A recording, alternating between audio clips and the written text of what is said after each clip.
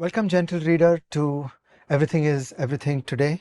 Last week we had done a Foundations of Globalization led by the great Amit Varma, who is having a bad hair day. I'm having a really bad hair day.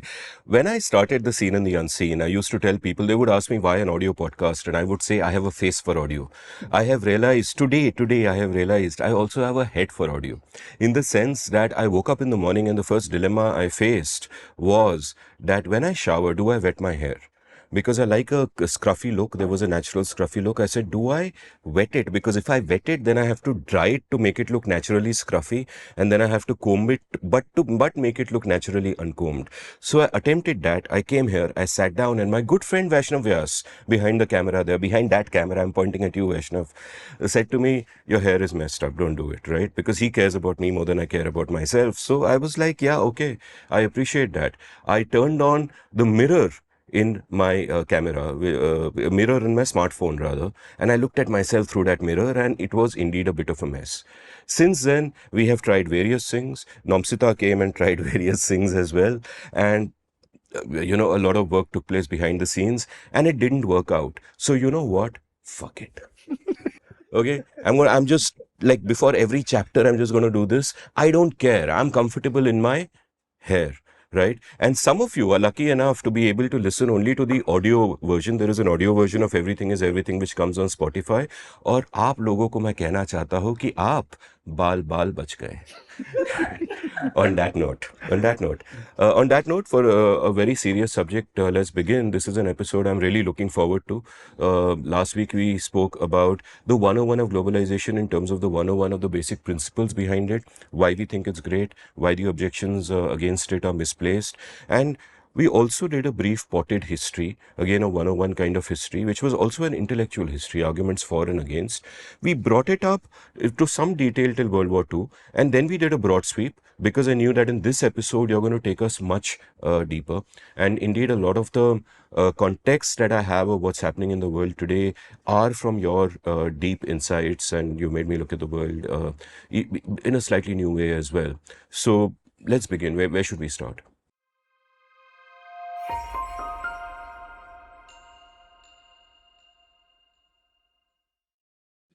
We should start at roughly where we left off at like Smoot-Hawley tariffs, 1930.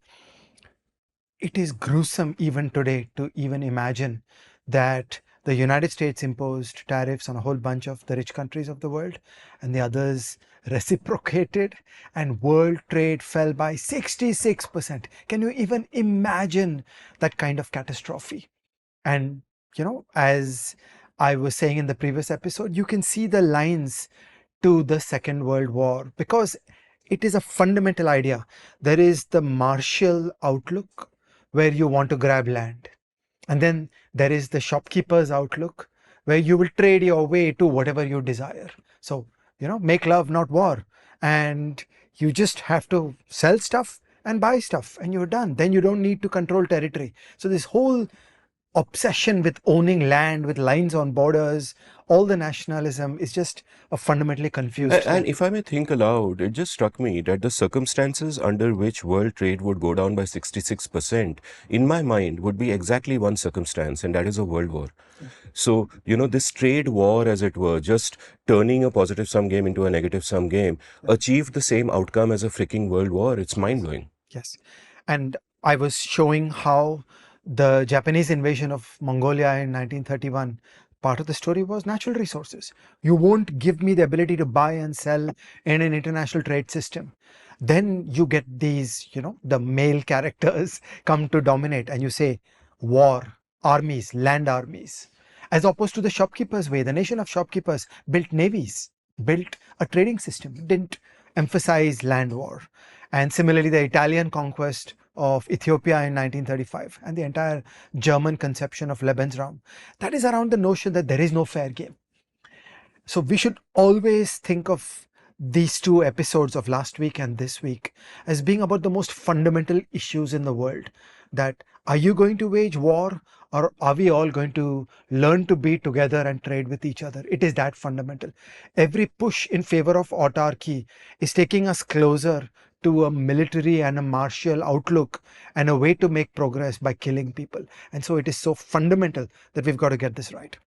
Okay, now that takes us to the story and the politics, because as quickly as 1934, so the Smoot-Hawley tariffs were signed into law by Hoover, who rejected calls by thousands of economists and academics all over the country that he should not sign this law, but he went ahead and he did it, and he lost elections, and Roosevelt became the president. And there was a clear upswell of logic that, look, that was wrong. Whatever you did there was wrong, and we've got to come out of it. And Roosevelt went to the Congress and asked for presidential authority on trade, authority that persists still today. That's how Donald Trump has so much power. And there is a landmark legislation, which is the RTAA 1934, which stands for Reciprocal Tariff Arrangements Act. Okay, it involved two key ideas. The first was a reciprocity idea, that the United States will negotiate with Germany and both sides will agree to cut tariffs. Okay, this is not Ricardian trade theory. In Ricardian trade theory, you're supposed to do unilateral trade liberalization. That is the glory of Britain. That Britannia ruled the waves because Great Britain became the best economy of the world, because while there was all sorts of nonsense going on in Europe, Britain unilaterally cut tariffs, and that was the secret of their success. This is not that. The political bargain Roosevelt was able to negotiate with the Congress was that we'll cut tariffs when they cut tariffs. It was not a simple intellectual clarity of unilateral tariff liberalization. But in that, there was a very interesting clause that was baked into the law, which is called most favored nation. Okay, this is a complex phrase which gets used in trade a lot. By the way, there has been very amusing commentary in the press of Pakistan on the horror that in the world of trade and treaties, Pakistan treats India as the most favored nation.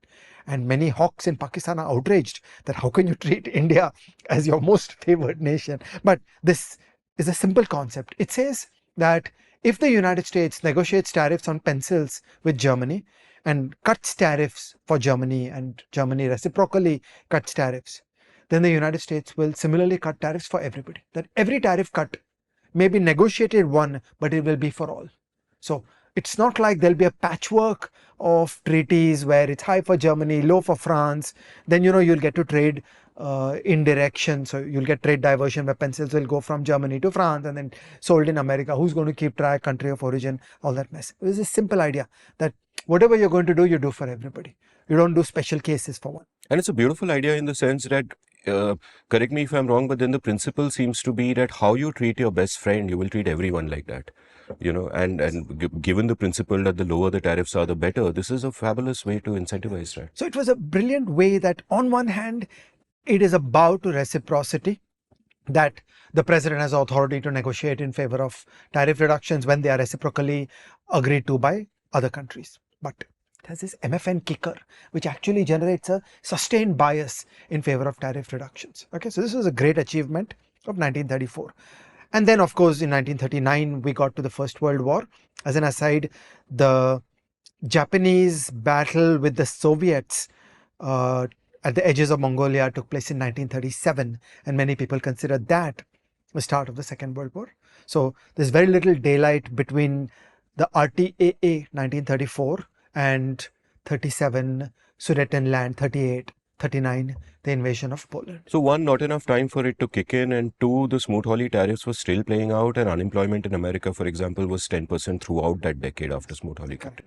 Okay, and then you get to 1945. So you had the Second World War. The entire globe was engulfed in war, and really the chance to rethink all this happened from 1944 onwards. So from 1944 onwards, John Maynard Keynes, Harry Dexter White started thinking and dreaming, what kind of world will we create in the future? And everybody recognized that the Great Depression could have been tackled in far more sensible ways, but because of the failures around exchange rates and international trade, with competitive devaluations, with reciprocal tariffs, just the world had gone to hell. Can you do better?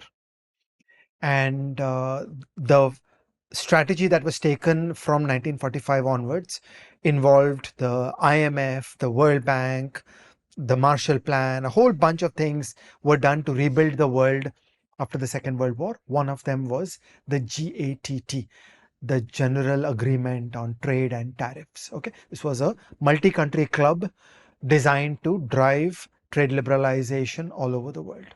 Okay, and the GATT was a great achievement, and it was phenomenal in its own time. It got a whole lot of manufacturing trade liberalization done.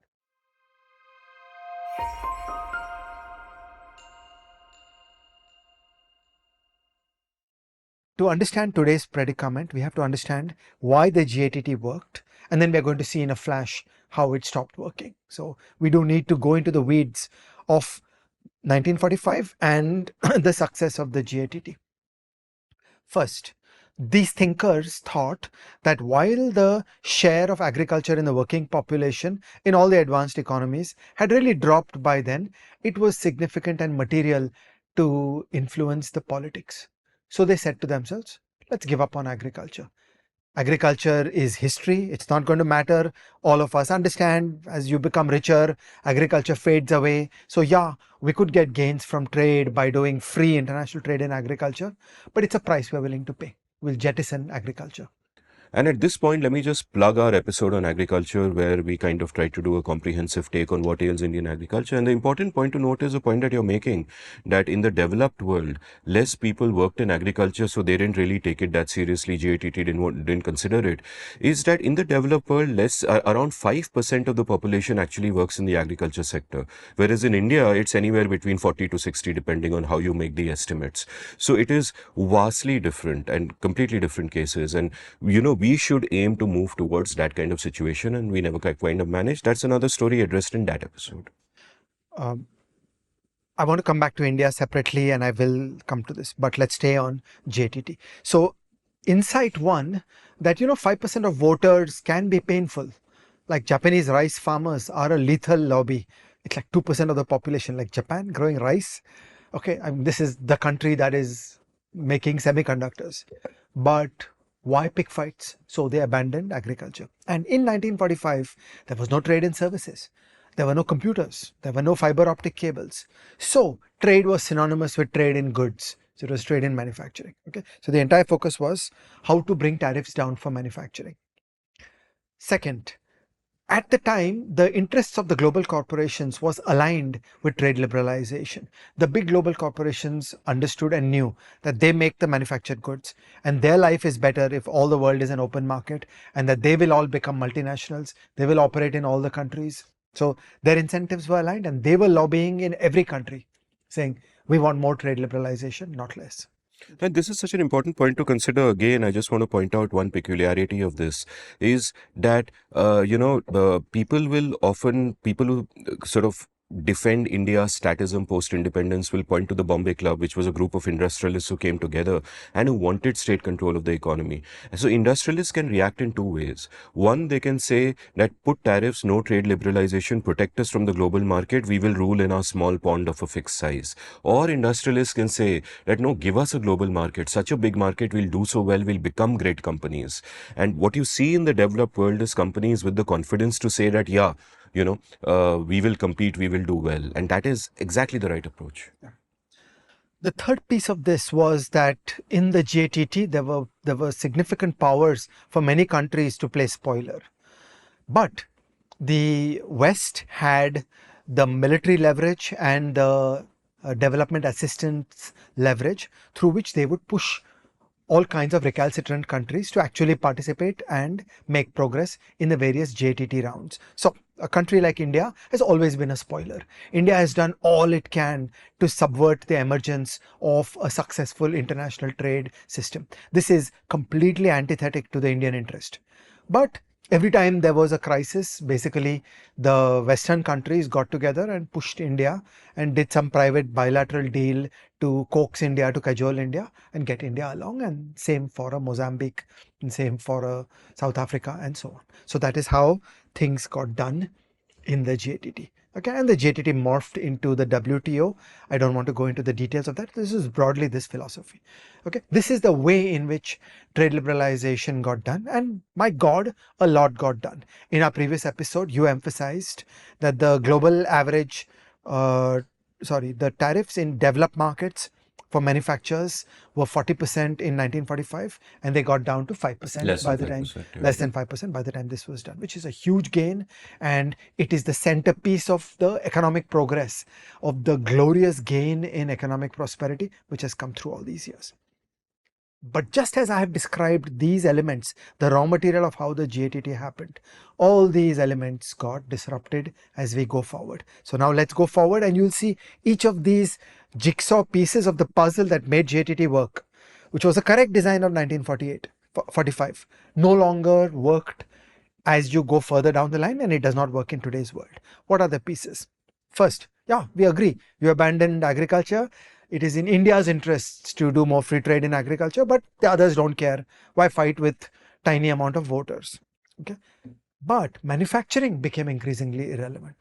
So what is this thing that we will concentrate our energy and effort on free trade in goods? Actually, now the game is services. Services are now about 67% of GDP in the world. So I like to use median values of countries. So the median value in the whole world for the share of services in GDP is 67%, and the median value for OECD is 71.5%. So really, it's game over. You move to services. Why hanker after manufacturing? So in fact, exactly in the same way that we said in 1945, look, abandon agriculture.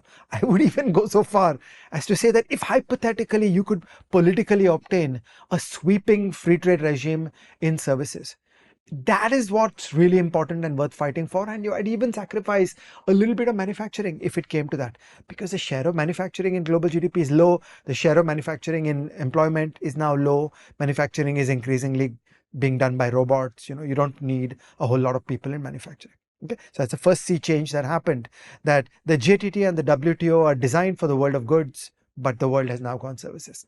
The second problem that happened was that the global corporations basically gave up on their interest and involvement in trade negotiations. In a way, on goods, they got their job done, and you guys are not even fighting the battle of services, so why should I participate? So because the trade liberalization game never quite upskilled itself to play for something big and comprehensive and thorough on services, the global corporations lost interest, reflecting the fact that 67, 71% of world GDP is services. Now, the most important global corporations are doing services. So if you're going to squabble over goods, you really have fewer people around to fight for it. And there is that collective amnesia problem that you talked about in the previous episode, that it was thought that this battle is over.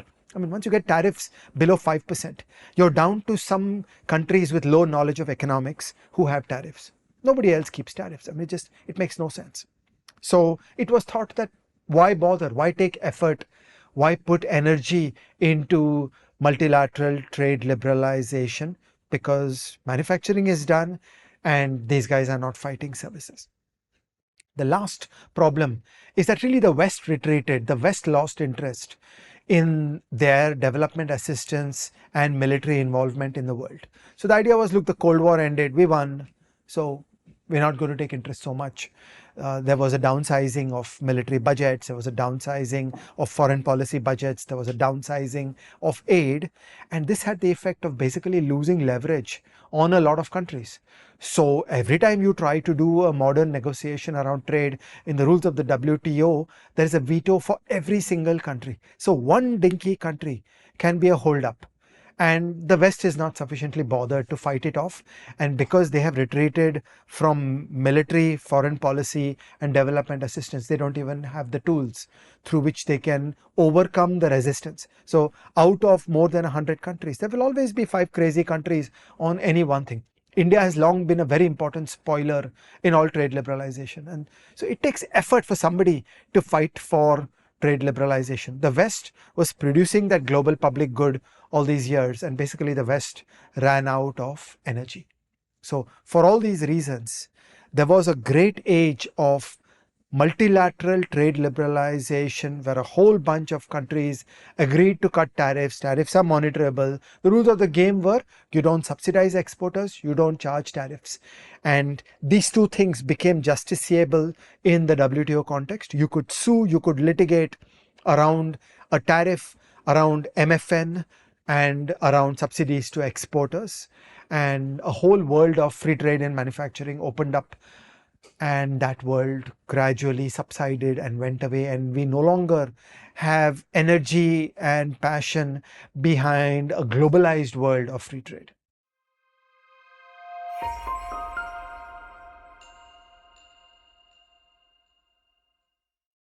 You know, you alluded to something a while back, which is a cautionary tale, I think, across these two episodes, that you cannot take progress for granted, right? There was a 1909 book we spoke about in the last episode, The Great Illusion, and the sense was that now that trade is everywhere, there will be no more war. Similarly, Francis Fukuyama wrote about the end of history, in the late 1980s. So, of course, by end, he meant the means and end kind of end, and not that it is over.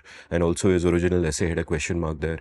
But all of us were complacent. There was a coin termed around the same time, the Washington Consensus, which was a consensus of IMF and World Bank and all those institutions that, hey, listen, the path is easy. We figured out the formula. Countries do A, B, C, and you'll be fine. And actually, it's not exactly like that. One, these ideas were always accepted among the elites. In fact, so accepted that in their bubble they thought everything was a done deal. But they always got popular opposition, within the popular discourse itself. And they didn't really take that seriously then. But there was always opposition. It was a battle that every generation had to fight anew. And one can say that some generations didn't try hard enough to fight it anew. And two, there were a series of other complications that emerged, because of which you, Ajay Shah, the great free trader, has four important sort of doubts or objections or nuances to add to that whole free trade story, that free trade is good for the world and therefore the world will adopt it. And you have four important sort of intellectual objections to that, including, and there are other objections you don't agree with, we'll come to that, but there are four objections you have a lot of sympathy for. So let's talk about those one by one. The first problem is military conflict. Okay, we saw it starkly that when Germany was sending Leopard 2 tanks into Ukraine, should Germany continue to sell precision machine tools to Russia, which are used to make T-90 tanks on the other side? Okay, it's like, what sense does it make? Why would you arm the people who are fighting wars with you? So then you start thinking, like, really, should we be selling precision machine tools to Russia? Okay, so that is a very simple argument, and it became hard to say that no, we'll be simple free traders. You started saying no, we need export controls oriented around military equipment, dual use equipment, and so on. Now, dual use equipment gets you into very messy territory, because actually all kinds of wonderful modern high tech is overlapping between the consumer world and the military world. But let's go one deeper. In military affairs, the modern understanding of defense economics involves emphasizing the military industrial base. It's not a simple small thing for any country to do meaningful military production. So the best example in that I will put up is ships. If a country has a material shipbuilding industry for commercial shipping, then it will be easy to repurpose that and build military ships. But if you're a country that doesn't make commercial ships anymore, it's going to be hard to make military ships. Now, potentially the United States has such sufficiently large orders for naval equipment that they can sustain it, but nobody else can. Normally, it's always the case that there is an intimate connection between your military industrial base. What are the capabilities that are there in the country? What do you know how to do in the civilian world is of essence of what you take to the military world. The military world doesn't stand aloof. That to make a good gun, you need an engineering industry inside your inside your country. So the first military concern is that, do you really want to sell goods to the people who will wage wars against you? And second, that if uh, there is going to be a conflict with a country like China in the future, is it a problem that really China is the dominant military industrial base of the whole world today? During the Second World War, a beautiful phrase was coined that the United States was the arsenal of democracy. The United States was the greatest manufacturing country of the world at that time, and they were able to repurpose that and build factories that made so many tanks and so many guns and so many boats that the Second World War was won. But today, that kind of capability is in China. It's not in the United States. So this is the first kind of concern that, yeah, we should specialize. The United States will develop the design of the iPhone, which is a high wage activity, and the iPhone will be manufactured in China.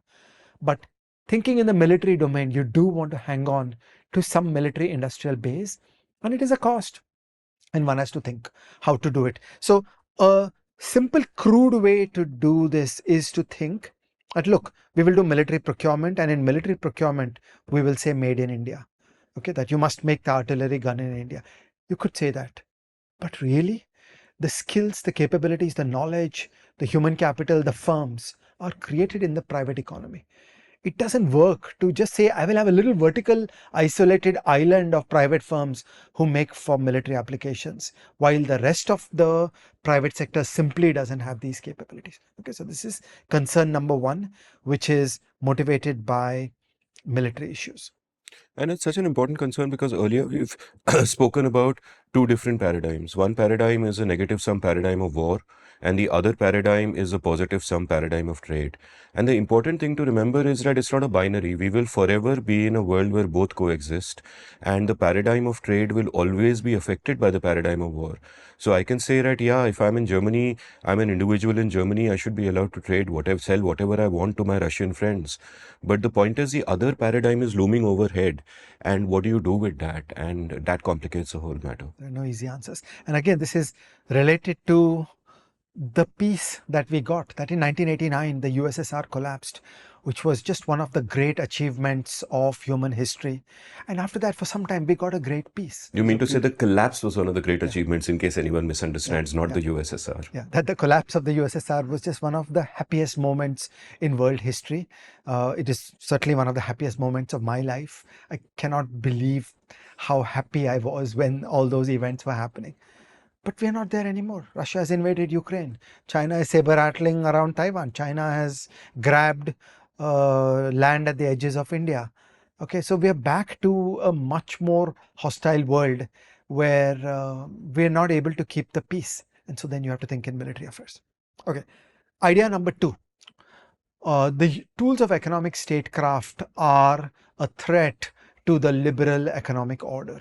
Okay, and what is happening is that international trade creates specialization. The essence of comparative advantage is specialization. You do one thing, I do another, and we get gains from trade.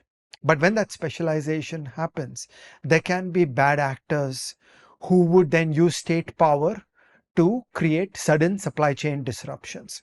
So I want to give you an example. India has a great drugs industry which makes good quality generic drugs and sells them all over the world. Now they use raw materials that are called APIs, which stands for advanced pharmaceutical ingredients. And a lot of the APIs are imported from China. In an ideal world, an Indian company, Dr. Reddy's Labs, is buying some input from a private person in China, and that's a private to private transaction, and there is no place for either the Indian state or the Chinese state in that transaction. But most companies in China are really indirectly controlled by the Chinese Communist Party. It's a one party state, it's a party that has a country. Okay, and then you start thinking that, oh, could there be a threat in the future that suddenly the Chinese government could take a state action to pull the plug and cut off API sales to India, and suddenly the entire Indian drugs industry is disrupted? Could that be a tool of economic statecraft? And if you start worrying that that could happen, or maybe in private negotiations, if the Chinese would threaten this kind of action against India, then you start thinking that what would India do to increase the resilience and the security of the sourcing arrangements of the Indian drugs industry. Okay, now there are bad ways to do it and there are good ways to do it. The worst way imaginable is for the Indian government to pick one company at a time and give them a big contract to make large quantities of API. That's really daft. Vijay Kelkar and other co-authors and I have done brainstorming on asking that if we wanted to pursue this objective for India, how would we do it in a uncorrupt, sophisticated way which minimally uses state intervention And we have a design for doing it. It is a chapter out of a book on the India-China relationship that was published. And this piece has also been pulled out and published as a blog article on the Leap blog. So we'll show you all these things. And I'm not going to put time on that, but just pose this question. If you wanted to use Indian state power to reduce that double quotes strategic vulnerability of Indian drug companies that rely on APIs purchased from China, what would you do? And we want to be wise and sensible in minimally using state power in ways that are compatible with the difficulties of Indian political economy and crony capitalism and all that. While on this subject, a more recent experience is that a couple of days ago, China has announced a blockage of the sale of rare earths out to the world. Okay, for historical reasons, because of lax regulation against pollution in China. Today, China is a global monopoly in the production of many rare earths. Now, there's nothing difficult there. It's not like the natural resources are unique to China. The natural resources are everywhere. It's just that it's a painful thing to make and it involves a lot of pollution. And the Chinese government has created this monopoly, and today they're trying to use that as leverage. They're trying to block the sales of rare earths to the rest of the world. I think in 2011 they had done this with Japan, that they had blocked the sale of rare earths to Japan. These things can be solved, they will be solved. But now policymakers have to start thinking that what could you do so that other countries do not have such threat points? And it also comes to the international settlement, which is, make love, not war. Like, let us not do these kinds of things. Like between India and the UK, this would never happen.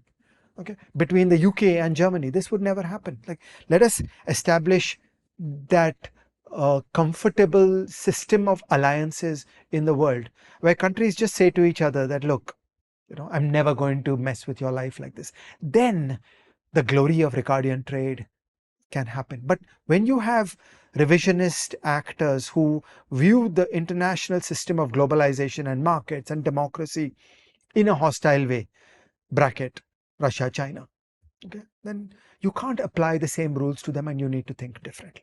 Okay, so this is the concern number 2. And I should point out at this moment, since you used the phrase a couple of days ago, that we're recording this on April 16th. So it'll, release, I think, 9-10 days from now. And therefore, things might be updated. Many things are happening. A week is a long time in politics, etc., etc. Let's move on to the third point. The third problem is associated with economies of scale.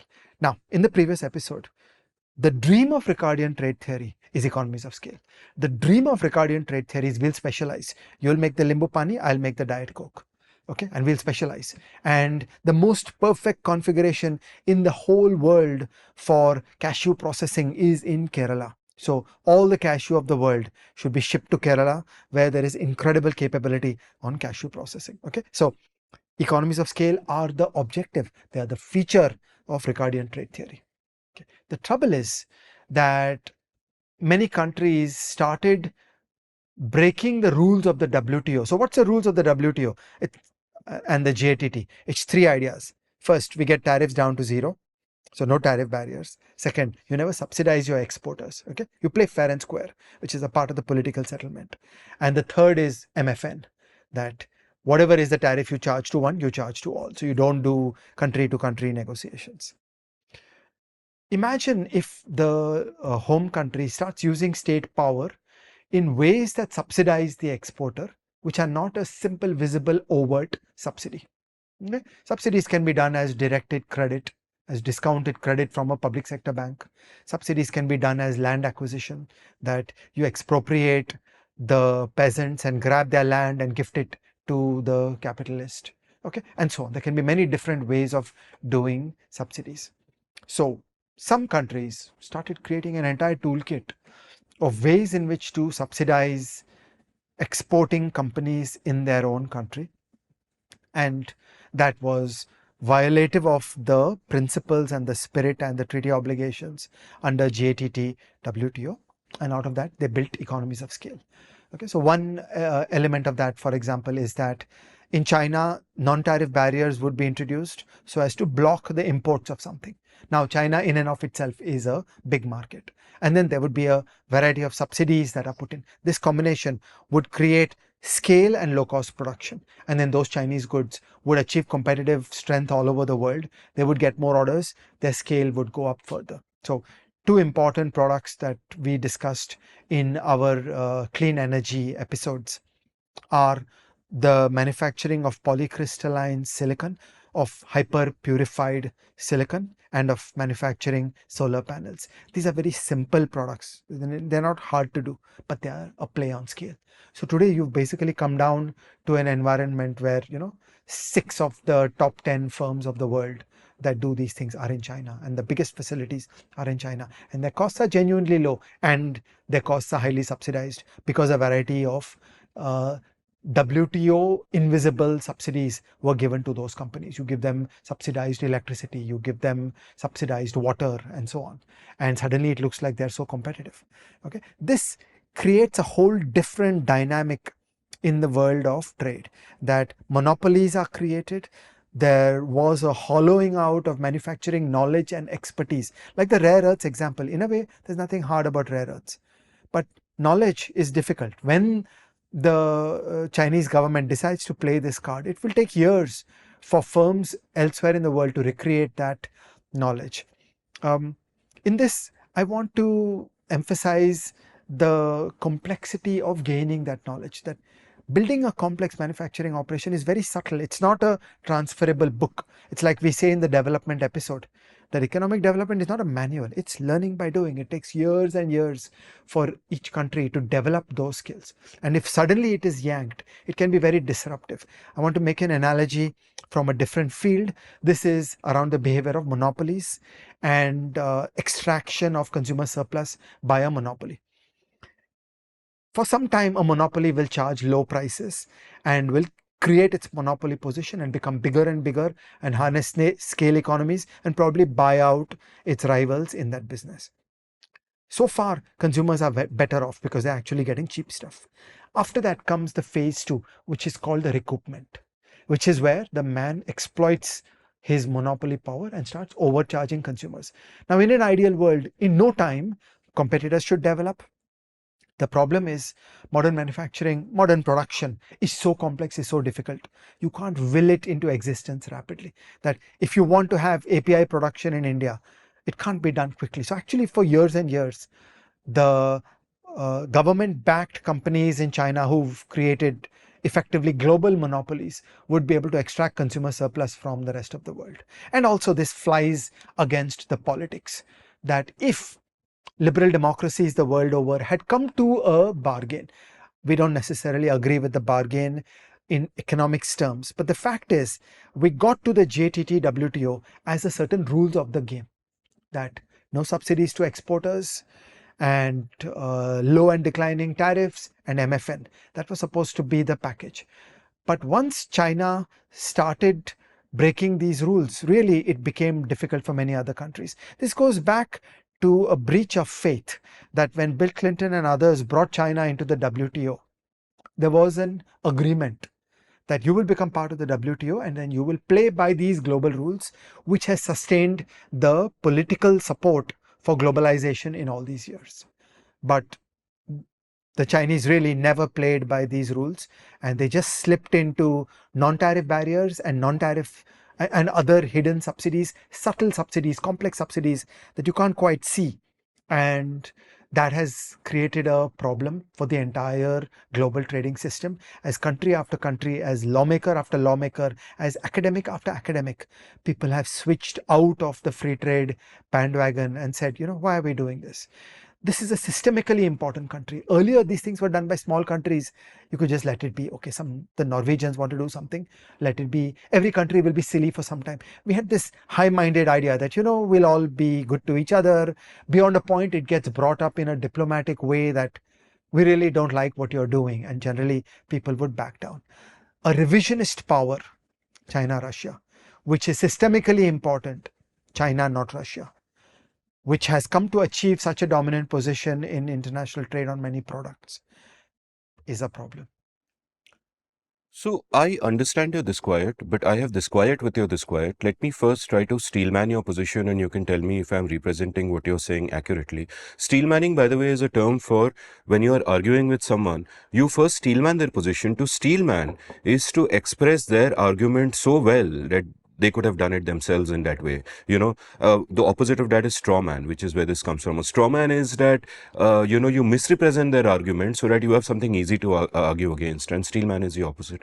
So what you're really pointing out is that what China is doing is, because the party is a state and the state controls all of industry, they can afford to number one, not play by the rules of the game as laid out by WTA, and they can subsidize exporters indirectly even though it's not allowed, but they can just pump a lot of money into that, get a lot of cheap goods. Earlier, during lunch before this, you spoke about their debt crisis, where their entire boom is debt fueled, and now you have many, many, many companies who've got surplus inventory and surplus capacity, and what do they do with it? And either they go bankrupt, but if China doesn't want them to go bankrupt, then you flood the world with cheap goods. And your point was, look, what happens when you flood the world with cheap goods? You are taking care of the unemployment in your own country, but you're effectively exporting unemployment.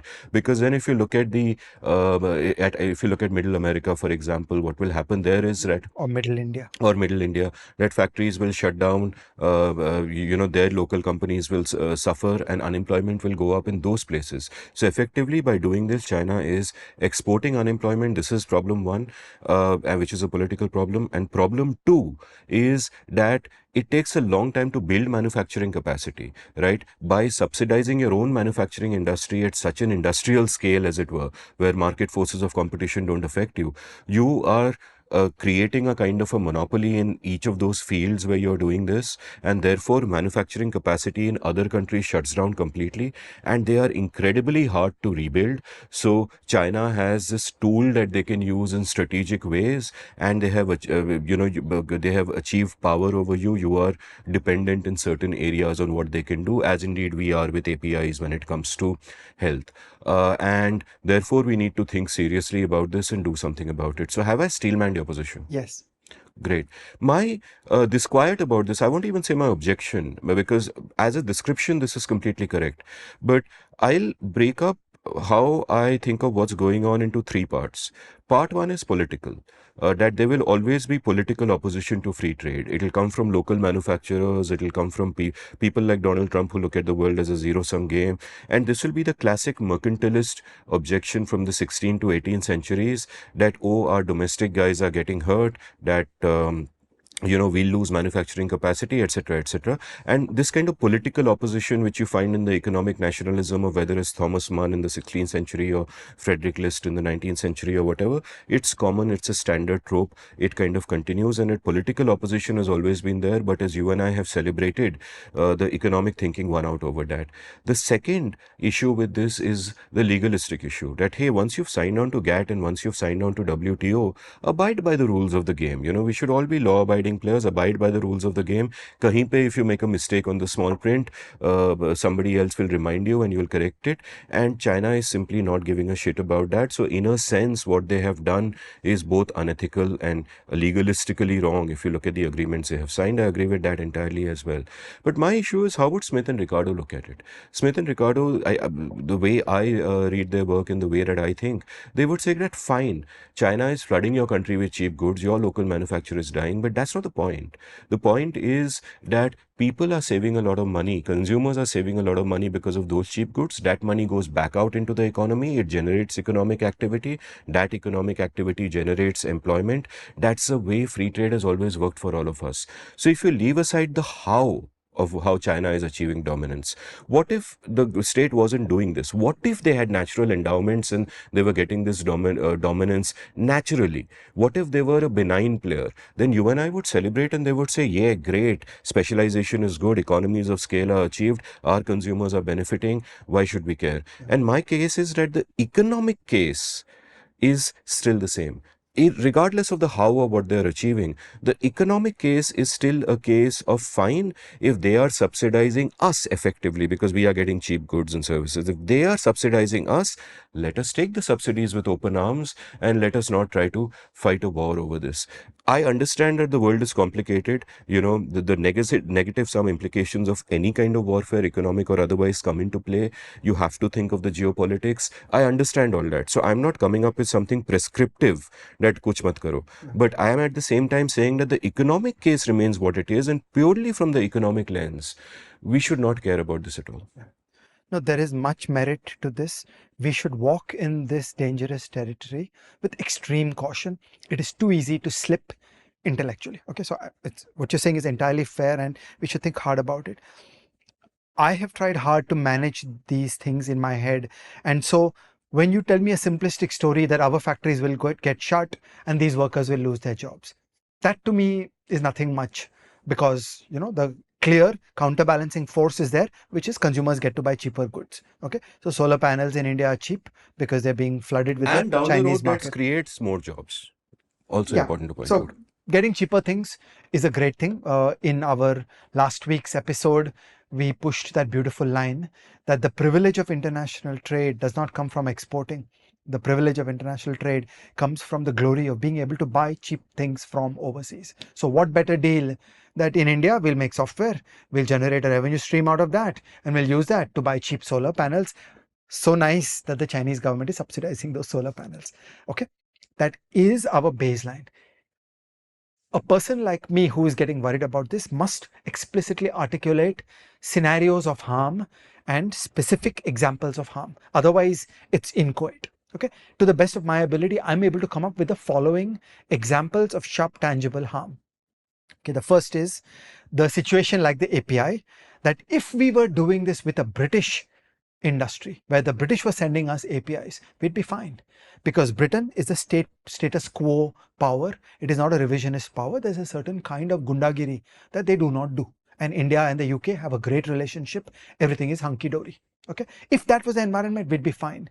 But with China, what you see is it's a single party rule. It is not a democratic country. It's a revisionist power. It has all that grievance about a century of humiliation and having been treated badly by foreign invaders, and that there is a Chinese culture and they have wolf warrior diplomacy. Some of the bad things that we see in India are present there, just amped up with Chinese characteristics. We have seen that the Chinese government has done a blockade against rare earth exports to Japan before, I think in 2011, and they've just announced a blockade on rare earth sales into the United States. Okay, so this is a country where you can imagine that there will be a sudden blockage of API sales to India. And that would be harmful. It would disrupt an entire Indian industry. They would spend 6 months, 1 year running around trying to figure out alternative sourcing. And you know what, frankly, like 80% of the world's capacity for making APIs is currently sitting in China. So what are you going to do?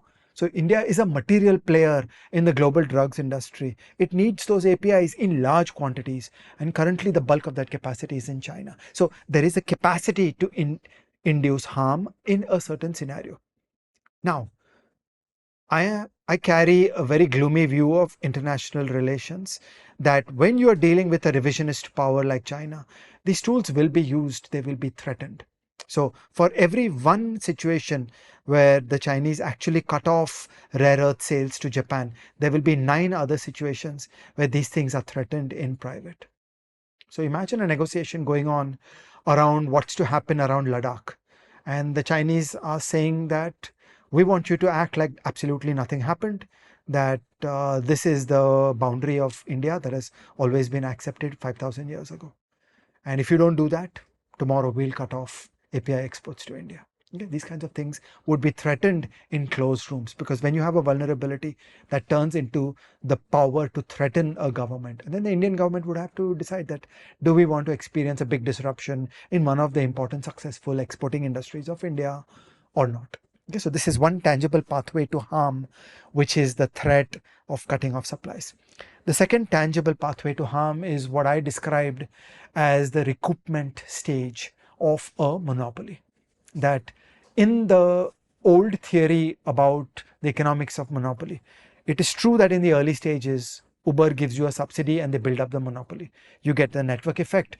All the drivers are on Uber because the customers are on Uber. All the customers are on Uber because all the drivers are on Uber.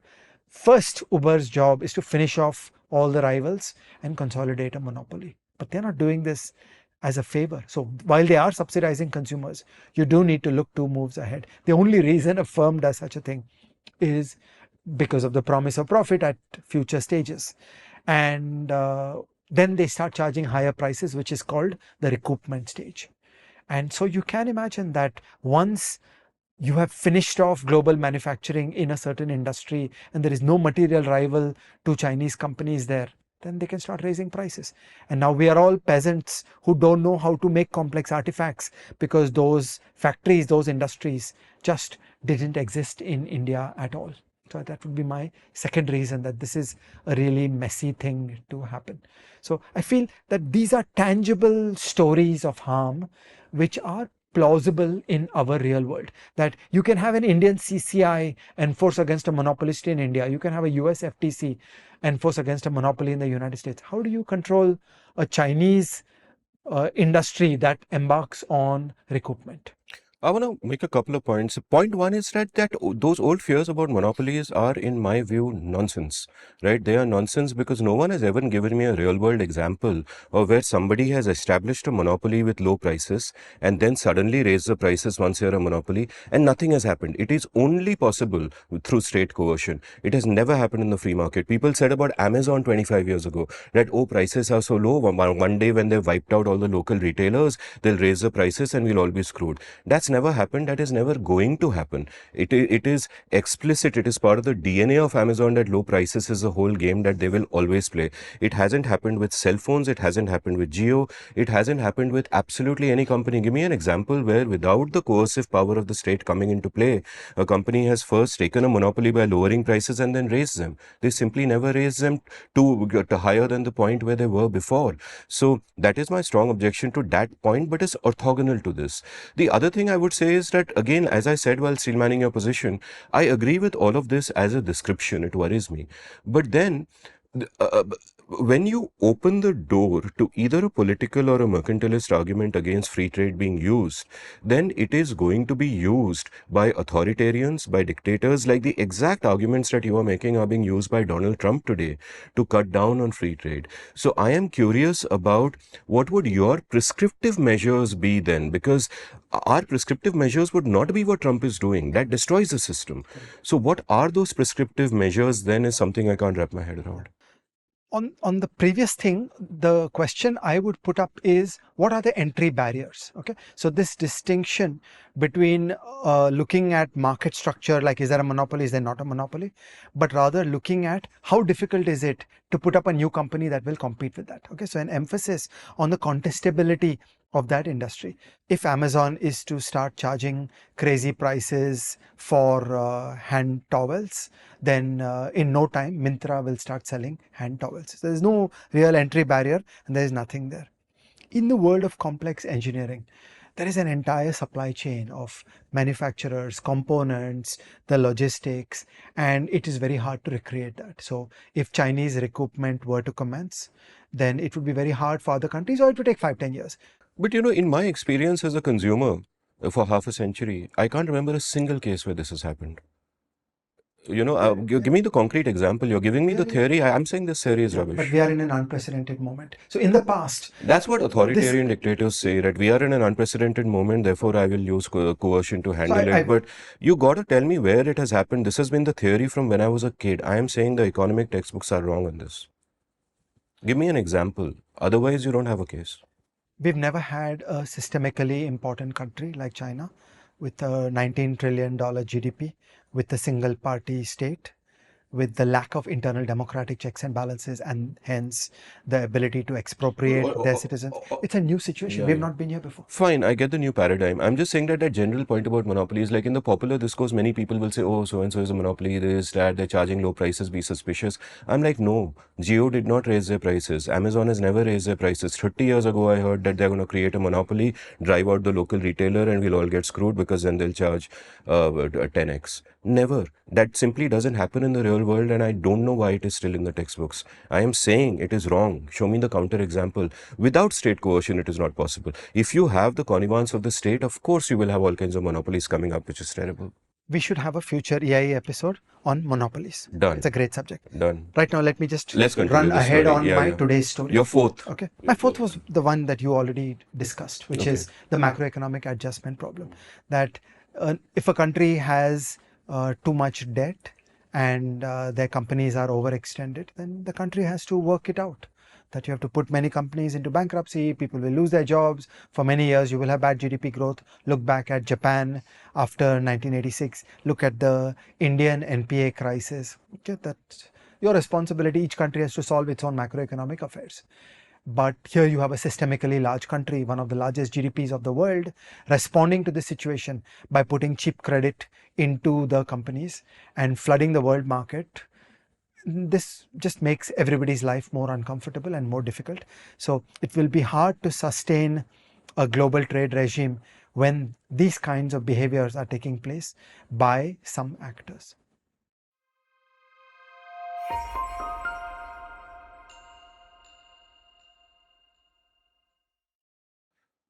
So, Ajay, these are all great criticisms. Even the one that we argued about slightly, I agree with your description entirely. These are things that we should worry about.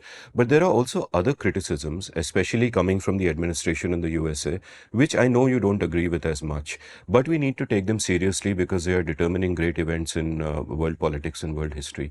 So, sum that up for me. Steelman it for me. Steelman that position. Yeah. So I've read many documents in the American right, and a lot of it is quite poor. The best article I thought I read was by Robert Lighthizer, who was, I think, US trade representative in the Trump 1 regime. He's written a book, he's written a column in the New York Times summarizing that on the 6th of February 2025. And interestingly, several people sent me that column saying, how will you respond to this? So I actually took trouble to draft a thorough response, and it forced me to think and it made me gather my thoughts. Let me read one paragraph from that article, which I think is the essence of the issue. There are lots of bad arguments in his article, which we'll ignore. Okay. We want to take the good stuff. So we want to take their cleanest ideas where really we don't have a ready rebuttal. Maybe we'll just put the comprehensive rebuttal separately. We'll put it up on some URL, but let's focus on the best clarity that he has in the article. So I would like to read a paragraph. Though tariffs command a lot of attention, they are not the main element of these destabilizing industrial policies. The more effective features are things like government subsidies, market access limits, rigged health and safety standards, directed banking systems, currency manipulation, predatory tax systems, lack of essential regulation in areas like the environment. The list could go on.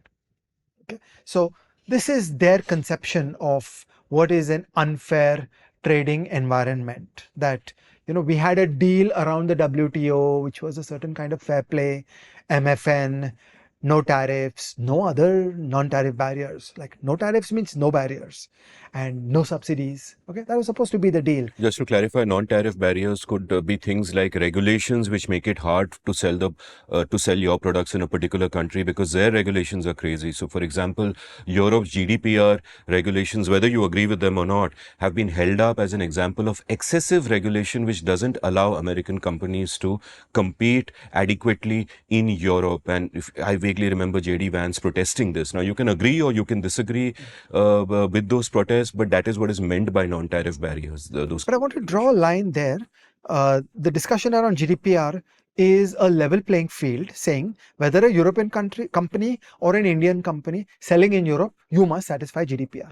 Okay. Or similarly, the phytosanitary standards for grapes exported from Nashik to Europe are very high. So we recently had the privilege of visiting Sahyadri Farms, which is a great farmer connected organization in Nashik. And they said to us there are rules such as for 2 months before harvesting the grapes, there can be no pesticides used with the grapes. Okay. Now that's a level playing field. Whether you go grow grapes in France or you grow grapes in Nashik, it's the same rules. And so Indian companies have to figure out, you want to play in the European market, you need to create an entire supply chain where these practices are applied. More explicit would be a problem such as the Indian data localization rules, where the Indian government has coerced many kinds of Indian buyers to say that when you buy cloud computing services, your data can only physically reside in India, thereby damaging the competitive advantage of cloud providers everywhere else in the world. So if you are the biggest cloud provider like Google, you are forced to come to India and build factories in India, which may or may not be economically efficient. But more important, if you're a mid-sized cloud provider, then you would not bother operating in India. And then those Indian customers are banned from purchasing cloud services from a perfectly good cloud company in Germany. And then you've got a bunch of Indian cloud providers. Now, this is a explicit non-tariff barrier. And as always with trade barriers, we only will suffer. Yeah, and it makes no sense at all. It drives up costs for the Indian consumer. There is no benefit for India of doing data localization. It is just, confused thinking, or maybe it's an attempt at protectionism to make it possible for Indian companies to be inefficient when producing data center services. So that's an example of a non-tariff barrier, which is WTO compliant because it's not a tariff barrier. But de facto, you've really blocked foreign companies from participating in the Indian cloud computing market. But this is not Lighthouse's point, so let's get back to it. This is one of Lighthouse's points. I mean, this is one of the things he cites while making his point. Correct. So this is his litany of all the things that are wrong with the international trade regime. That on one hand, the WTO said don't have tariffs, you invented non-tariff barriers. The WTO said don't have subsidies, you invented subtle ways of giving subsidies so that they can't be caught. And that adds up to a arrangement that is very different from the free trade regime that was envisaged under the GATT and the WTO, and that this raises concerns. Okay, so this is the new rights view. Now, some of this I straight away want to contest, that when you say that there is a phytosanitary standard in Europe, we say that's their birthright. Okay, you want grapes with a very low incidence of bacteria and pesticides, fine. It's your democratic right for the voters to choose a safety standard that is of a very high nature. It's for each country to choose. Conversely, if it is wise and efficient for the Indian voters at the Indian stage of development to accept grapes with low phytosanitary standards, that's the birthright of the Indian authorities. You can't say that Indian standards on pollution are somehow a subsidy for polluting industries that are selling in the West. Okay, it's different with carbon dioxide, which is a global pollutant. So there I get a global approach to carbon taxation, the carbon border adjustment mechanism, that's fine. But it is the appropriate trade-off of the Indian voter and the Indian industry for the Indian state to find a reasonable balance between economic prosperity and pollution. And so there will be companies in India who will produce more efficiently as a consequence. And that's just a part of life, and we need to live with that, even though it appears like an unfair trading thing. Similarly, labor regulation. It would be absolutely crazy to apply European or American labor regulation in India. Indian prosperity relies on running a completely different paradigm of the labor market, of the kind that was prevalent when Europe had developing countries. You can't take today's Swedish standard and apply that to India. That doesn't make any sense at all. Similarly, it is wise and efficient for India to run a tax regime that attracts overseas investment. That's not a subsidy. That's just Indian economic policy. We don't have a big welfare state. We don't waste a lot of money on welfareism. The Indian expenditure GDP is low. It should stay low. Our tax rates should be low. That's wise Indian public finance. It's not an unfair trading practice that Indian taxation is done in a way that attracts global investment. So everything Robert Lighthizer says needs to be carefully reviewed, that on one hand, there is an element of unfair non-tariff barriers that are being used in a world where tariffs were not allowed. There is an element of unfair subsidies that are being used in a world where export subsidies were not allowed. But there is also a fair amount of mumbo jumbo that needs to be questioned. And, we need a dispassionate knowledge community that will be able to find a good middle road around these questions. Agree 100% with this.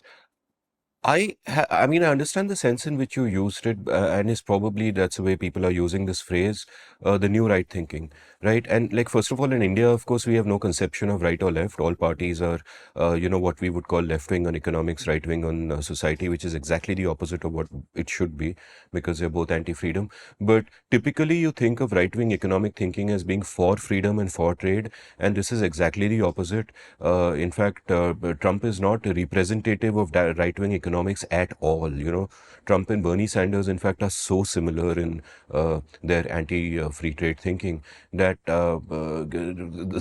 anyway, that's a semantic point. But Amit, I think this requires an EIE episode where we need to help gentle readers deal with this madness of what is left and what is right and what is liberal and what is conservative. All this has become a khichdi and it calls for you. we've been planning for weeks to do it. It was my idea, which I got from somebody left a comment to that effect on an earlier episode. Thank you for that. We read the comments. Please give suggestions. So I said we should do an episode talking about all of this, all of these terms. Haven't done it yet, but we'll do it at some point in the next 2-3 months. We'll kind of get down to it. But yeah.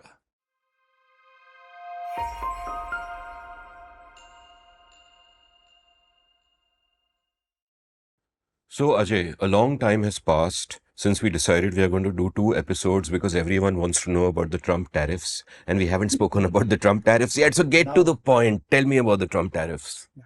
So, in all this, I have shown you the most sophisticated version of, the difficulties with the world and how would you think about it. And like I am in agony about all the things that have happened. Okay, like I really wish weren't in this jam, but we are, and we have to navigate our way out of it. Into this came a stable genius called Donald Trump, and he thought, what could you do about this? Now, you'd need complex negotiations with various countries to figure out these things. The Trump regime first came out with tariffs on all countries all at once. Okay, now this calls for a tremendous negotiating capability to deal with all the countries all at once, which is unlikely to be present. So that was not very wise. The second is that Mr. Trump has this very confused notion that the bilateral trade deficit with a country is a measure of the non-tariff barriers that that country has. Okay, and you've always emphasized the pretty idea that I have a bilateral trade deficit with my local shop that sells me eggs because I only buy eggs from him and he never buys the services of an prominent podcaster. Okay, so it's like this is nonsense to think that country by country you should look at the bilateral trade deficit. We did that in our episode last week, and In fact, they even came out with a ridiculous calculation of what tariffs are by looking at the trade deficit and doing some complicated math from that. but actually it was very uncomplicated maths. It was very bad math. And then somebody made this great joke on Twitter. Like, one of the functionaries then put out the math, and it was a guy with an Indian name. And someone made the joke that just imagine they hired the one Indian who doesn't know math. Apologies to whoever that is. If you're watching this, learn some math, bro. Why are you working for Trump? Continue. And there is no tariff on Russia, and there are tariffs on countries that have no people. It's just very poor preparation. See, this is what is really scary, that this is the United States. It used to be the greatest country in the world, and now they are making these kinds of rookie errors. And then rapidly, Trump changed his mind. Then it became a 10% tariff on everybody, and 145 or 245% tariffs. Oh, you missed the latest news. Today's news is 245% on China. April 16th. It's changing every day, guys. And who knows what will come next. Like when there is this level of lack of preparation and the caprice of some strong man who will decide something, then it really doesn't mean anything. What it does do is it throws a spanner in the works of the global trade system. The Chinese goods exports to America are about $550 billion. They are about 2.8% of the Chinese GDP. This is a very large number. That's a catastrophe for both America and China. Okay, so it's like two people holding a gun at each other's heads. You give it a few weeks and there will be a surge of many prices in America. Because like really right now China is the only source of making many things. You just don't have that industrial capacity anywhere in the world. So in a perverse way, I told you concerned stories that what if the Chinese Communist Party were to interfere with the sale of X to the world, and the whole world would be in a quandary. Well, here you've got the Republican Party blocking the sale of those Chinese things into America. And that will impact on many prices. But then Mr. Trump has already started backpedaling. He's saying, no, no, no, no, I did not mean that for mobile phones or CPUs or whatever. So, I mean, this is everything but a stable genius. And so one can't predict where the precise policy will go. But what it has done is it has created a huge uncertainty shock for the world economy. Suddenly, the whole world is thinking that the United States is the source of a great deal of uncertainty about the world. And now who knows where it will go next? Like if he could do this, what else could he do? And now there's a long list of if he could do X, that if he could withdraw from support for Ukraine, what else could he do? If he could do this tariff madness, what else could he do? So conceptually, there's a bigger story going on, not narrowly tariffs. It is about uncertainty, that who knows what will happen next in the world. So it's an uncertainty shock to the world economy. All large complex corporations are busy thinking, how would I produce globally in an environment where Mr. Trump has a great deal of power till November 2026 and maybe even beyond? And there's no quick answer. There's no ready answer. The United States is a very important country. You have to do stuff involving the United States. So there is extreme uncertainty. There is great demand for knowledge on international relations and military conflicts and the complexities of international trade negotiations. A whole bunch of companies are looking at their production arrangements and saying, oops, what am I going to do? We saw newspaper stories of Apple filling up big planes to the gills with very large numbers of iPhones and shipping them out of Madras to America, because transporting from China to America just made no sense with the new tariffs. Okay, this is just all going crazy. This is completely nuts, and uncertainty has a huge cost, because then if you are in an uncertain environment, it will affect how you invest. It will affect how you plan. It will affect how much you choose to globalize, for example, if you want to expand your business and all of that.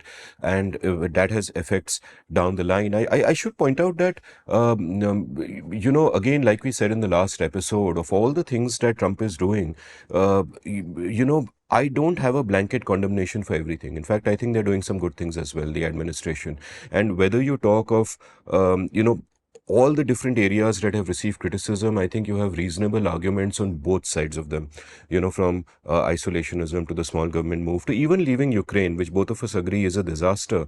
But I totally get the argument on the other side of America choosing not to meddle with the world and withdrawing and becoming more insular. I may not agree with it, but I totally get it. It's a respectable argument. But on tariffs, on free trade, there are no respectable arguments. There's been consensus across both parties. There has been consensus across, both left-wing and right-wing economists on tariffs being bad, free trade being good. There are nuanced arguments on the margins, but they're really on the margins when you look at it. That over this, even from within his own party, this is one area where Elon Musk is not supporting the tariffs, for example, and there have been internal arguments, within the administration on this. So there is a sense that, okay, this is a man with a huge ego. This was his pet project. Why speak out against him? He's capricious. He could just cut you out. So you got to humor him on this one thing. But this is a one thing you actually should not humor him on. So, Amit, I want to go back to the uncertainty shock, the uncertainty problem that you described. It has two dimensions. First, if you were doing something new, you would really think that, what would I do? That what is my appropriate global configuration of production, where it looks like the epicenter of the problems are the two big countries of the world, the United States and China. So for every firm, if you think of your next factory, you have a headache. So what is the future of how you will get your next doubling of sales in this new world? But the second problem is about your legacy, that you have a whole legacy system where a production arrangement was made, a supply chain was designed. There was all this subtlety for decades and decades. People figured out how to optimize the production, that we'll keep this factory in Madras and this factory in China and this factory in Argentina and this distribution point in America. intuitively, the destruction of this global arrangement is tantamount to throwing bombs on certain present production facilities. So it's like reducing the capital stock of the world. And in that sense, it is directly a harm to the world economy today. So this is a really bad episode where we have created cost, complexity, fear that is going to turn into a adverse global macroeconomic shock given the size and materiality of the United States and the Chinese economies. You used a lot of jargon there. What you actually meant to say is that the shit has hit the fan. And yeah, that's in simple terms, that's it.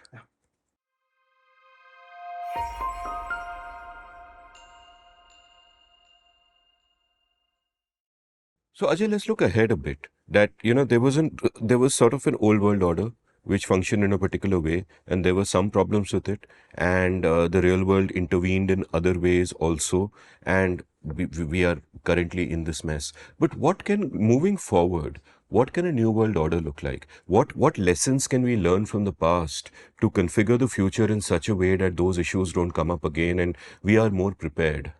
I want to put down my opinion of some of the issues in the modern disquiet. Robert Lighthizer, okay, prominent Democrats, the Biden team, where there was a significant retreat from the simple unilateral trade liberalization of the nature of GATT and WTO treaties.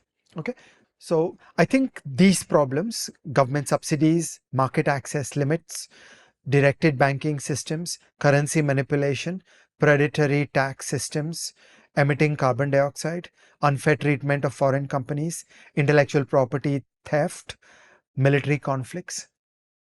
Okay, I think this set of issues we're going to need to grapple with. You can't brush these away. That these are economic and political problems that need to be brought into our thinking in conceiving of a new international trade order. And going back to the thinking around the GTT and the WTO, what is needed is a group of willing countries who will come together and hammer out an agreement which will do deep free trade and deep liberalization, where a whole array of things will be opened up to such an extent that countries are not able to go back to their standard tricks of trying to cheat on some of these. So I think of the WTO as a simple agreement, and it had its place. Okay, the JTT had its place in 1945. That was the right way to think. But now we are here. We've got many years of experience, and now we need to think of deep integration. One great example of a deep integration treaty is the Trans-Pacific Partnership, the TPP, which was conceived of as Japan, United States, Canada, a bunch of countries coming together, trying to do WTO 2.0, to do it at a different level of deep integration between these countries, and then make it an open architecture, saying everybody is welcome. So would India join that? But there would be a defined manual saying you have to clean up all these things, and then you are welcome to become a part of this treaty. So I think this is the way forward, that there is a great deal of concern around the behavior of the Chinese Communist Party, and the United States is no longer a mature, responsible state capability. They are losing their foreign policy capabilities, they are losing their trade negotiation capabilities. So leave these two out. What does that leave you? It basically leaves you the rest of OECD, and very critically, it leaves you an incredibly important country called India.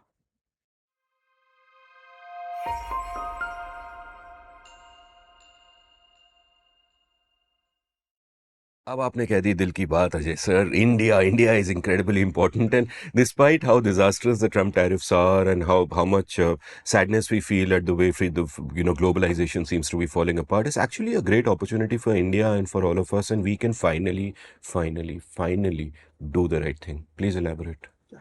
So you could think about this at two levels. One is this grand idea of something comparable to the GATT, where basically you gather together the rich countries, subtract out the United States, and bring India into the table and hammer out a deep agreement which solves all the questions of this episode. It solves that list, that enumerated list of difficulties that was there a short while ago. Okay, that's cool. I mean, if you could get that, it's something fabulous, and make it an open architecture deal so that basically a core of 10, 15 countries would negotiate it at first, but then it would be open architecture that Bangladesh can join, Sri Lanka can join, Pakistan can join, anybody can join. You have to agree to all these rules. It's take it or leave it. Then there's no negotiation that you can't come and say, no, no, no, no, my industry in this field, I need protection. It's a complete free trade agreement. This is the ideal outcome. Okay. If Keynes was alive today, he would be dreaming of something like this. In the long run, Keynes is red. Yeah, sadly, we don't have a John Maynard Keynes today. Okay, very well. That's not the case. What you're going to do? So I go step by step. I think that there is a realistic possibility to negotiate some kind of this thing bilaterally with the United States. Okay, so take all the same issues, put down all the same issues, and imagine a negotiation between India and the United States. I think that there is genuine goodwill and bonhomie between both sides. Ultimately, the United States and India are countries that see eye to eye on many things, and there is a deep connection. I was fascinated and charmed at the fact that when these problems began, the Indian side proactively put out a olive branch by removing the so-called 6% equalization levy, the Google tax, okay, which I always thought was a dumb idea. But this is something that the Indian side withdrew proactively, saying, yeah, we get it. These kinds of things are not considered good behavior in the new world of trade, and we will retreat. Okay, so in that fashion, can there be some expansive India-US free trade agreement? Okay, I want to put up a Business Standard article that I wrote after the Emerging Markets Conference of December 2024, where there was a fascinating consensus from the American side that one of the few politically feasible things in the United States that everybody would sign on would be a deep free trade agreement with India. That there is a variety of reasons why that is true, and I just want to reference that article.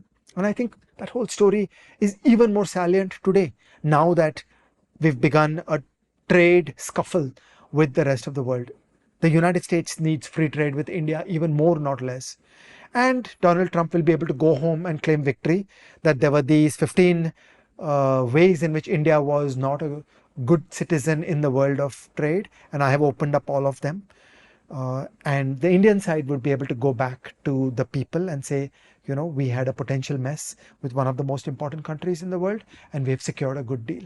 So I think from all sides, an India-US FTA is an important, feasible initiative that is the need of the hour. And then once you get to a deep agreement with the United States, why stop there? Why not do that same kind of deep free trade agreement with the UK? Why not do it with the EU? Why not do it with Japan? Okay, and while you are busy doing all these bilateral deals, why don't you have some dreamers of the caliber of John Maynard Keynes to start talking with the advanced economies that come, let's do GATT 2.0. So these are all related. This is a disruptive moment where good things can happen, where big things can happen. This is a time for leadership of ideas. And in my opinion, the Indian government is on the right track in how they're thinking about the United States and finding a resolution to this conflict. So potentially it could be very big for India. It could be a great day in Indian economic history to get this kind of big, deep trade liberalization done. And as an Indian in India who cares deeply about the Indian people and Indian society and the Indian economy, I find that this is a glorious opportunity, the kind of perfect storm that you sort of just described. That on the one hand, it might seem that Trump is bullying us, but what we should do, my dream is that we have no tariffs at all. Forget trade agreements. Unilaterally remove all tariffs, get rid of tariff barriers. It will help our people. To invoke Joan Robinson's phrase, we've put rocks on our own coastline, remove the rocks, let trade flow, etc., etc. And But you have to go into non-tariff barriers as well. Yeah. And then the thing is that this becomes a win-win. Like you said, Donald Trump can say, hey, India is our friend and they did what we asked. And we can say that, look, we got a free trade agreement. The strongest country in the world is our friend. And guess what? All of you will get everything much cheaper. And we were kind of discussing the implications of removing both tariff barriers and non-tariff trade barriers. And, cars would be 30% cheaper. I bought a car for 10 lakhs. That would have been 7 lakhs. Electronics would be cheaper. Pretty much everything would be cheaper and of better quality. We've normalized this world, so we don't actually realize. In the same way that in the 1980s, 80s, when we were in the previous paradigm, we had normalized that world where a second-hand car would cost more than a new car, because a new car would take 7 years to get delivered, when you had to wait 7 years for a telephone, when everything was so freaking expensive, even for elites like we were, right? And today, luckily, opening up in 91 changed that, and we could have another dramatic moment where, we could continue with that opening up and go to that logical phase where just tariffs hataओ. It's a great opportunity for us to take advantage of a tricky situation, and I would just do it unilaterally. All tariffs, all countries. That's good for our people. Think only of our people. That is good for our people. And my dear friend Amit, I am optimistic that something good is coming our way. The thought process in the union government is really wise and sensible. And it's not often that you and I say that about this union government. So, strange things happen, and there are kind of multitudes. But all I care about is good things happening, not who takes a credit for it or who is in power. And this would be profoundly good, and it would please the soul of Manmohan Singh as well, of our great reformers, all our great reformers who we spoke about in our episode on reformers.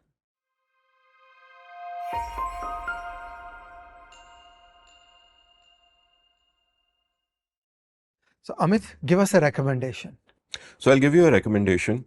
I traveled to Spain recently, right? I flew Etihad, treated myself to business class, flew there and flew back. And on the flight back, I love flights because there's no internet, so you can actually do some work and get useful stuff done. I decided I'll watch Adolescence, which I downloaded on my iPad. Everyone's talking about that. And I was blown away. I can't tell you about the kind of impact that show had on me, right? In a previous episode, a long time back, I forget which episode, I had recommended Krzysztof Kieslowski's Decalogue. Decalogue was a web series before the web, in the sense it was a series made for Polish television of 10 films by Krzysztof Kieslowski. And I thought it was a pinnacle of cinema. I had never seen anything like it. And in later years, after web series actually came, for me, The Wire was, another sort of pinnacle, in the sense that it finally brought a novelistic feeling, a novelistic ethic where things unfold on their own organically, and they have that sweep and the economies of scale, as it were, to the audiovisual medium, and I love those. And Adolescence is 4 episodes, and each episode is shot in one take. And initially, when I started watching, I was skeptical. I thought it's a bit of a gimmick if they try to do that. Is it required? Within a couple of minutes, I realized this is so required, because it just works so beautifully, because the organic flow of actions just happens in front of you, and because there are no cuts, your attention also never cuts. You are constantly with it. And by the middle of the fourth episode, I remember the first half of the fourth episode was so incredibly done, in terms of storytelling craft, in terms of the way it was shot, in terms of the acting. I have never seen something so good, that I was weeping in the flight. And I remember a couple of people from nearby business class things looking at me and thinking ki, yaar tu business class mein hai, abhi ro raha hai to hasega kab? That kind of expression, which is the only reason I mentioned it was business class, because they're like, you're one of the luckiest people ever. How the fuck can You're supposed to be emotionless. Yeah, you can have all the champagne you want. Of course, I never drink on flights, but or otherwise these days. But yeah, but I was just incredibly blown away by the power of it. And the interesting thing is that it's almost that one, it grew completely virally. The success of the show, it is enormously successful, and I want to make a number of points here. But before I make those points, one caveat: if you've heard about it on Twitter, you've probably heard about it in a slightly political context, because both the right and the left have gone a little loopy on this. The right is saying that it is about a white boy who is alleged to have killed someone. Actually, black boys are killing people, and they've made that very stupid kind of identity politics point, in a sense an inverse of the identity politic points the woke left makes. And those arguments are always completely stupid. This is the story they chose to tell. They told it brilliantly. There is no politics in the film at all. There is no agenda. There is no ideological point being made. It's a film about the human condition. So this point is a bit daft. Equally, you have another point coming from the left, that you have to watch this and the country is broken. Like there was a great there was this bizarre interview, rather. I discovered it through a tweet by Andrew Doyle, someone I like a lot, great free speech thinker. And Doyle pointed to something on one of the breakfast shows of British television, where these two anchors were grilling Kemi Badenoch. or Kemi Badenoch, however you pronounce her name, but just a great leader. To me, she's a leader of the opposition in Britain, a Thatcheresque leader. I absolutely love her. She's amazing. And these two people were grilling her and asking her, have you seen Adolescence? So she said, no, look, I've heard great things about the show, but I don't have time to watch Netflix. I've been traveling the country and I know these issues. I've been talking to parents, I've been talking to kids, I know these issues. And they started haranguing her as if she's committed a moral crime by not watching Adolescence. And she was like, look, you want me to go home and watch Netflix? I haven't had the time to do that. Maybe someday I will, but I haven't had the time. And to understand what is wrong with hospitals, for example, I don't need to watch Casualty. I am engaging with things as they actually are on the ground. And these two people kept haranguing them. The female anchor said, oh, it's a great documentary. And it's not even a freaking documentary, it's fiction, right? So it appeared they hadn't watched it themselves. So it's almost become a tool where they're saying that, oh, Adolescence has done more than any politician has. And there's no reason for it to be a political tool because it is not political at all. Obviously politics is at the backdrop of everything, but it's not political. It's about the human condition.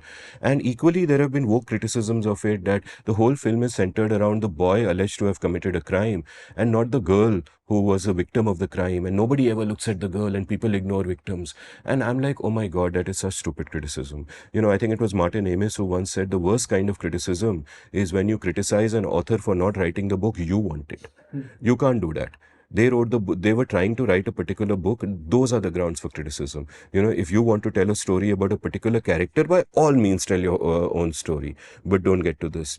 So if you haven't seen it yet, I would just tell you that forget what is being written about it on social media, including the hype. Just go and watch it for yourself. It is incredible. And I was blown away by two things. The level of the craft was so good that I was just astonished that something like this can get made, that it can get green-lighted is another source of wonder.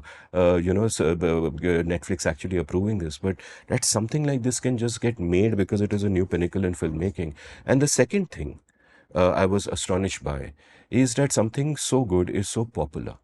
And I want to use this to make a point against you, Ajay Shah, because you keep cribbing about popular culture is so bad, it is dumbing down. I feel that because you don't engage with popular culture, if I may make a minor criticism, everyone knows I love you, that if I may make this minor criticism, you criticize popular culture without engaging with it. I will be your guide through popular culture.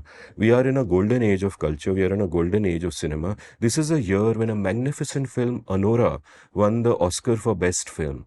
And the Oscars a couple of decades ago often used to go to mainstream pap, right? And now we have a great film winning the Oscar. If you look at the films which do the rounds of the film festivals, if you look at world cinema, there is glory everywhere. Adolescence is a masterpiece. When we came to this location, I told Ajay that, bro, make me a promise after we shoot the episode we shot yesterday, which you saw last week, you will sit with my iPad for an hour. I will set you up with the headphones and watch one episode. This man agreed and then found a way to wriggle out. I want you to make a public commitment, Ajay Shah, that before the airing of this episode, you will watch Adolescence. I hereby promise that I will watch Adolescence F1. F1.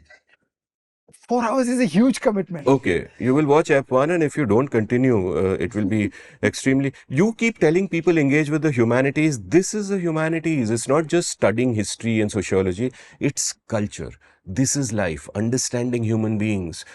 So I want you to put your time where your mouth is and watch Adolescence, watch Perfect Days. Watch Anura even. Anura, another recommendation. Last 20-25 minutes are again just so masterful, just brilliant. We live in a golden age, Ajay Shah. And are you giving any recommendations today? Next step, 7 recommendations. Okay, I will hold you to that.